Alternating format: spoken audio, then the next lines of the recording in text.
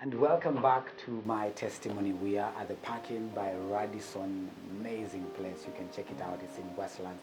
And we are talking to Kimutai, Kemboi. Left home, his rural home in Nakuru County, came to Nairobi, got a job. He did not know anyone, but he found this lady who offered to give him a job. Then one day, she tells him, I'm willing to take you back to school, because he really wanted to go back to school, but with one condition, and that was to have a sexual affair with him. And he had that affair because he was really desperate once. So of course after that you got another job and everything happened and you finished school. Yes. Then you came back to Nairobi. I came back to Nairobi. So this day you're walking along the road, Then someone approaches you. Yeah, I was. It was just along the road. Then there was this truck. It was playing some good and loud music. Yes. So I just decided that let me stand here and enjoy this music as they pass by. Okay. So they came. They stopped close to where I was. They made some hammers. Right. Then from there they dispersed, approaching people. Then a lady just came to where I was, and she asked me if I knew my HIV status. I told her, yes, I know. How is it? I'm good. Right. Then she asked me, when did you last you did an HIV test? So it had been long. Right. So I was trying to think exactly when. Then she asked me, it has been long. I think you have to check. Yeah, you have to check. Right. So I said, okay, I know I'm okay. Let me go and check. So I went through that process. Then now that kit was placed on the table as I was waiting for the results. An unfortunate thing happened. I was never expecting that I'll receive it was a shock to me because the result that came out is not is not what I was expecting. So it was like I was shocked, I was confused. I just woke up and left. You were confident that you were negative? Yeah, HIV I knew. negative. Yeah, I knew I was HIV negative. So being seeing those results was not actually what I was. I was shocked. So you didn't even sit into the counseling? I didn't. I just woke up and left. Okay. They tried to hold me and talk to me, but I said no. I'm leaving. Yeah. What was going through your mind at that point? Actually, I can say that my mind was black out. I was thinking I was not I had no idea in my mind. I was just blank. Then after leaving that place, I went back to my house where I was staying. Then I started convincing myself that it was a faulty kit. Right. So there must be a problem. Then I said, I think I have to go and check in a different place. I went to about 5 different clinics, and the results were the same thing. Positive. At that time, I was still not convinced. So I went on close to a year. I never accepted that yes, I'm positive. So I was just there. Were you depressed? Were you in denial? Were you stressed out? I was not stressed out. I was just like, you are just there. Nothing much is happening. Yeah. So at what point did you find acceptance? Okay, now every place I went, I was asked that I should enroll on medication. Then I was like, I'm healthy. I was not having any complications, so why should I enroll on medication? And also there were a lot of issues revolving around the medication. You used to hear that, if you start medication, you start experiencing this and that. Then I said, no, I'm not ready for this. I'll just wait until when I'm really sick, then I'll start my medication. So it got to a time I approached he was not actually a friend, just a stranger from Facebook. He was open about his status. Then I said, let me give it a try, let me hear from a horse's mouth. So I approached him. Actually, he was not in the country. He asked me for my number. Then he promised that he will get back to you. Yeah, he'll get back to me. Then after that, I started regretting, why did I give out my number? Because actually, I was not ready for it. It's just like I was trying to force myself. Then when he came back, he called me once. I checked his number, and And actually I ended that call. I didn't want to receive. Then I think he noticed that and used a different number. So I picked it and we talked. So he asked me for to go and see him. I went and see him. We talked. He explained to me everything. Then I got it was like I started accepting myself, and I really saw the need of being on medication.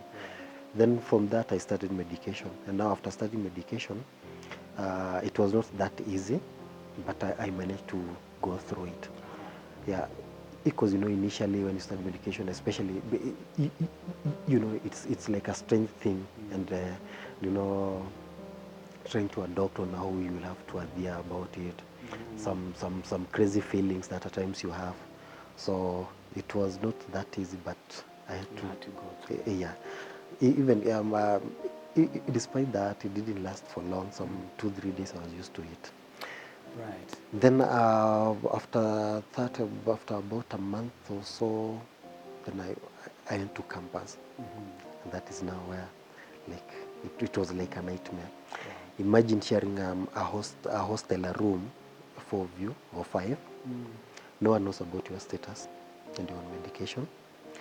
And there's okay, you have to exercise an absolute adherence on your medication. You don't have to miss, and you always have to keep a specific time. So it was really hard for me. Like no one knows about it, and it was hard to disclose. So sometimes I had to like overstay. Okay, as I was enrolled to medication, I used to take my medication at 9. So you find that at 9 you're in the room. Sometimes you're playing games, you're watching TV. As in everybody is there. You stay to around 2 a.m. then at night when they sleep. That's And, when you get your medication. yeah.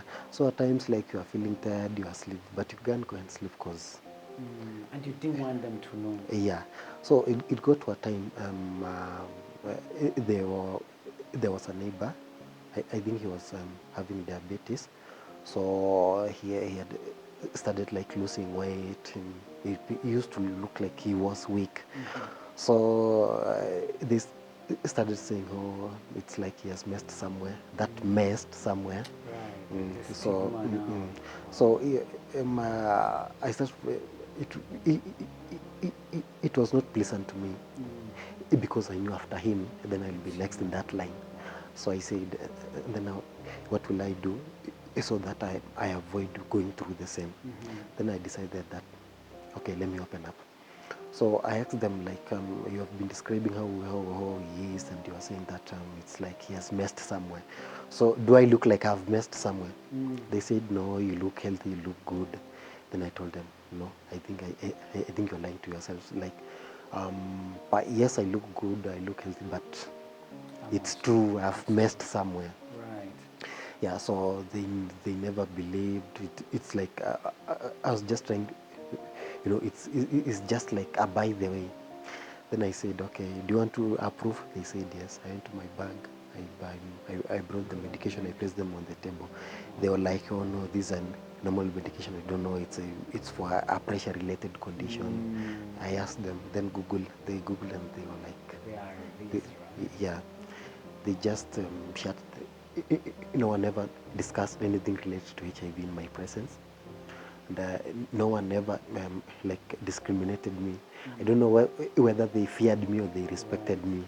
So we just had like a good rapport with them. Right. Yeah. Relationship. Yeah. So you went through the motions of campus, of course. Have you ever met this lady? Unfortunately, she passed on before even I knew about my status. And even though she's deceased, I think if she was alive, I don't think I would be holding any grudge against her. And I don't ever remember what she did to me. Or at times when I'm sharing my story and I remember that, I just say, may her soul rest in peace. So I just forgive and forgot. What pushed you to forgive her? I mean, in such a situation. Okay, even if I hold grudge against her, it will not make any difference, and I will be hurting myself. So I just wanted like to relieve myself. I wanted that peace of mind. Amazing. So and the way to have that peace of mind is just to forgive and forget. Yeah. So today you're in 4th year? Yeah, I'm in 4th year. In Hopefully campus? it'll be done by next year, April. Wow. And you're studying computer science? Computer science. Your dream of, finishing school and doing a great course is actually, you're actually living your dream now. Yeah, because actually living with HIV is not a big deal with me. It's not a big deal now to me. It's a normal condition that anyone can live with. Right. It only depends on how you perceive it. That's right. Yeah, because at times, like I've been interacting with different people, and at times you hear someone saying that it's like the end of me. But me, I said, being infected is not the end of everything. It's just life, and life must go on. So I had dreams, and I still have the same dreams. So like HIV that. is not It will not curtail it is your not a dream. distraction. Yeah. I mean, you're very hopeful, you're looking good, you're doing well, God has blessed you. And today you speak to a lot of people who are going through stigma, but also you talk about forgiveness, Yes. which is who you are today. Yes. Kimutai, thank you very much. You're Thank you most for welcome. coming. Thank you for sharing your very powerful story. And we wish you well in the days to come, in your profession, and even in your family life. I'm sure you desire to have a family. Of course I do. I'm just like any ordinary That's human right. being. Yeah. That's right. Asante sana. Okay, so And God bless you. God bless you too. Speaking to Kimutai Kemboi, very hopeful. He had dreams then. This incident occurred. He forgave. He still has the same dreams, even much more better. And he's alive, knowing that God forgives and he gives you another chance. Right here on My Testimony, a blessed Sunday morning. See you next Sunday.